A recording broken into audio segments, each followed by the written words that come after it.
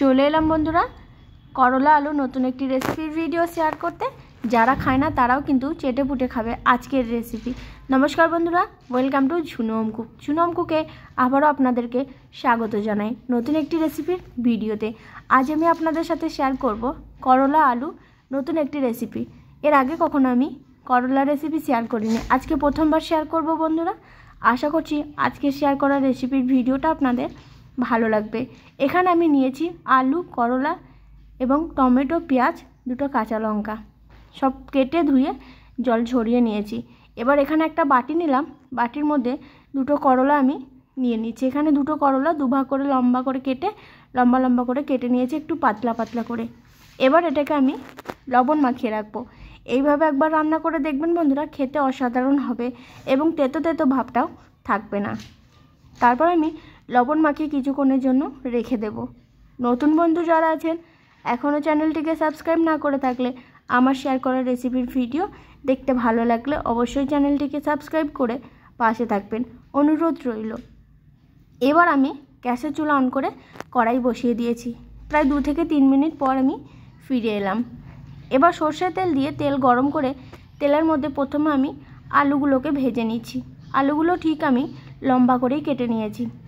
আলু ভাজার জন্য দিয়ে দিচ্ছি হলুদের গুঁড়ো দিয়ে আলু লাল করে ভেজে নেব। আগে কখনো করলা আলুর এই রেসিপি বানিয়ে না খেয়ে থাকলে বন্ধুরা একবার খেয়ে দেখবেন, আশা করছি আপনাদের ভালো লাগবে। আলু এবার লাল করে ভাজা হয়ে গেলে তারপর আলু তুলে নেব। আর শেষ পর্যন্ত রেসিপির ভিডিওটা দেখুন, ভালো লাগলে অবশ্যই একটা লাইক ও কমেন্ট করে জানাবেন। এবার আলু ভেজে নিয়েছি। আলু দেখুন ঠিক এরকমভাবেই ভেজে নিয়েছি। এই রেসিপিটা কিন্তু গরম গরম ভাত ডালের সাথে খেতে দারুণ লাগবে। এবার ভাজা আলু পাশে রেখে দেব। ওই তেলের মধ্যে দিয়ে দেব করলাগুলো দিয়ে ভেজে নিচ্ছি। আগে কিছুক্ষণ লবণ মাখিয়ে রাখলে অনেকটা নরম হয়ে যাবে। এবার হলুদ দিয়ে ভেজে নিচ্ছি। প্রায় 2 মিনিট মতন রেখে দিয়েছিলাম লবণ মাখিয়ে। এবার লাল করে করলাগুলোকেও ভেজে নিলাম। ঠিক আলু যেমন ভেজে নিয়েছি করলা একইভাবেই ভেজে নিলাম। তারপর আমি তুলে নিচ্ছি। তেল ঝরিয়ে তুলে পাশে রেখে দেব। তারপর আমি ওই কড়াইয়ের মধ্যে আবারও কিছুটা সর্ষের তেল দিয়ে দেব। তারপর তেল গরম হয়ে গেলে তেলের মধ্যে ফোড়ন দিচ্ছি। এখানে 1 চামচ মতন গোটা জিরে এবং মৌরি, দুটো মিলিয়ে 1 চামচ আছে, 4টে থেতো করা রসুন এবং 2টো কাঁচা লঙ্কা। ফোড়নটা একটু ভেজে নেওয়ার পর দিয়ে দেব একটা বড় সাইজের পেঁয়াজ, একটু লম্বা করে একটু মোটা মোটা করে কেটে নিয়েছি। পেঁয়াজ এবার গোল্ডেন ব্রাউন করে ভেজে নেব। এবার পেঁয়াজ যখন ভাজা হয়ে যাবে তখন আমি দিয়ে দেব 2টো মাঝারি সাইজের টমেটো। পেঁয়াজ টমেটো একই সাথে আবারও ভেজে নিচ্ছি। কিছুক্ষণ ভেজে নেওয়ার পর টমেটো গলে এলে তারপর আমি দিয়ে দেব গুঁড়ো মশলা, হলুদের গুঁড়ো, ধনিয়ার গুঁড়ো, জিরের গুঁড়ো এবং লঙ্কার গুঁড়ো। অবশ্যই লবণটা স্বাদ অনুযায়ী দিয়ে নেবেন সবার শেষে। এবার লবণ দিয়ে দিলাম।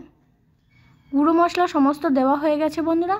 লো টু মিডিয়াম ফ্লেমে মশলাটা এবার 2 মিনিট মতন ভেজে নেব।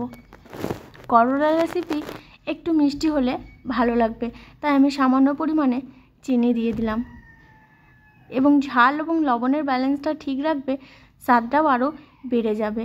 তারপর মশলা আবারও কষিয়ে নিয়ে দিয়ে দিচ্ছি ভেজে রাখা আলু একটু সিদ্ধ হতে টাইম লাগবে, তাই আলুটা আগে দিয়ে দিলাম। আলু দিয়ে কিছুক্ষণ মশলার সাথে কষিয়ে এবার আমি দিয়ে দিচ্ছি ভেজে রাখা করলা।